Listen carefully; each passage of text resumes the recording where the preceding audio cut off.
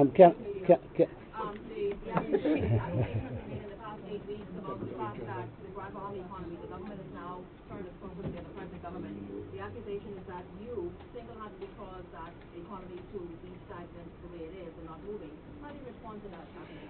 Everything is wrong in the Bahamas I did, and all that's good they did. They seek to take credit for everything I did and discredit anything that you don't like. No, I don't have any comments to make about them. They are exactly what I expected them to be. The public of the Bahamas bought them, they've got them, and that's what you're going to get. He's been office for 2 months now. How would you assess his performance thus far? I'm going to answer. She can get it in. Oh, okay.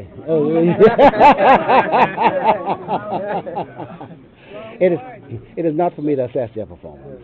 It is for you to assess their performance.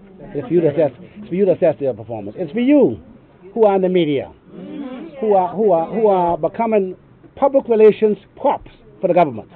That you go around and you see them taking a bulldozer, knocking a house down, and nobody would say, listen, can the government do this? Are there laws that govern this?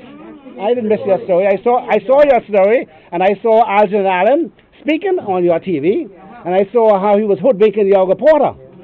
Because you must give the occupier notice, you must give the owner notice, and they must have an opportunity to make representation.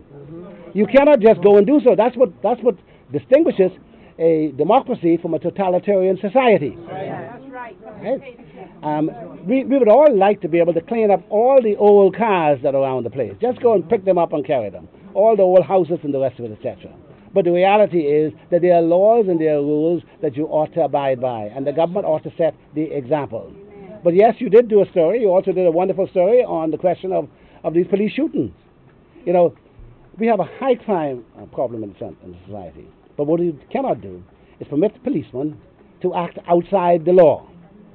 That it cannot be that you shoot 2 armed robbers or crooks one night and you tell me nothing about it.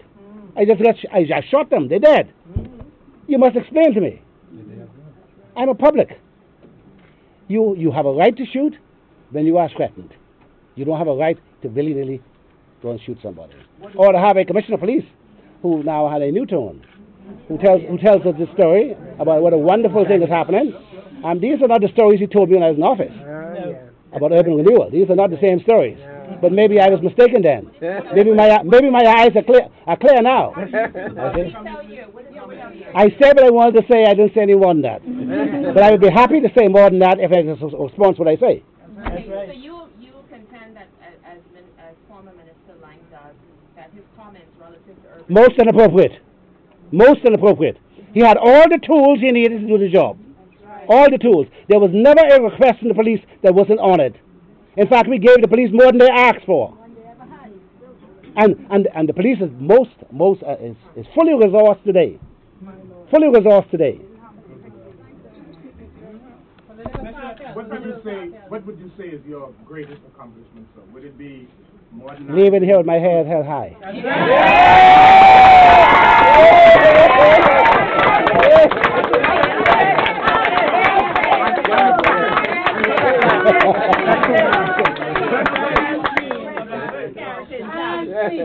do you feel about the Ministers of National Security carrying firearms and the police guards before the Prime Minister?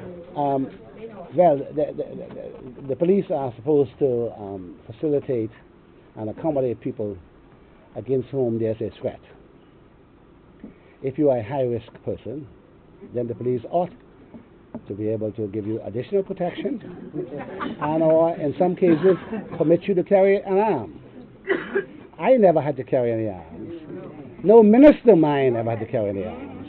And so the police have made their decision. I mean, normally what happens is the commissioner will speak to the Prime Minister about whether or not a gun should be issued to Jack or to Harry, and clearly if it is deemed that such a person is a high-risk person, then they would arm them. So I can't judge them on that. Yes? Is there one thing on your agenda that perhaps you would have wanted to complete, and if so, what was that? No, this government is going to spend the next 5 years completing my agenda, darling. The acronym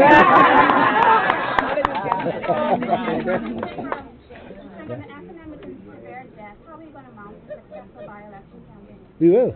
How? What do you mean how? How do you do it? We'll have all the monies we need to run the by-election. Yes.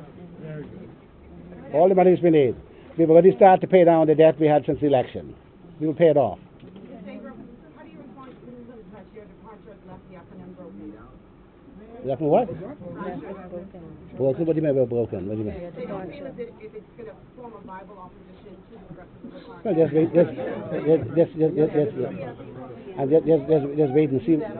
Just wait and see, my dear. The FNM, that's okay. No, please. The FNM is a strong, vibrant organization. It has many, many people and supporters. It got 65,000 votes in the last election. It went in the election with a bad economy, a terrible economy, and it did very well under those circumstances. And so, no, I have no concern or fear about that. The FNM will bounce back.